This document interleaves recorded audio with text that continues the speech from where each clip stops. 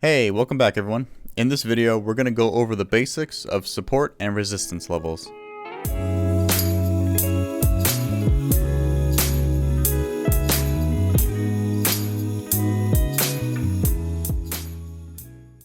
So we're going to get right into it.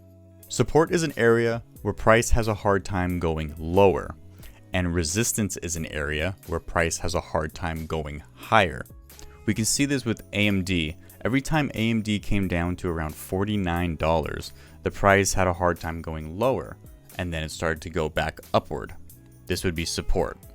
And then every time AMD came up to $58, the price had a hard time going higher, and then it would reverse back downward. This would be resistance.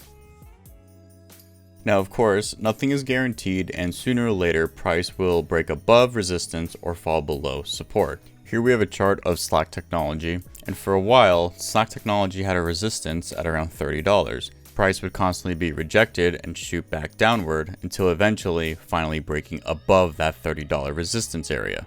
Now here's what's pretty cool. Once price broke above that resistance area, it had a really hard time going back under. We can now see that area of resistance has now turned into a support area. Now that we know all this, we can form a simple plan. We should consider buying when the price gets close to support, and we should consider selling when price gets close to resistance. Well, that's going to do it for this video. Pretty quick one.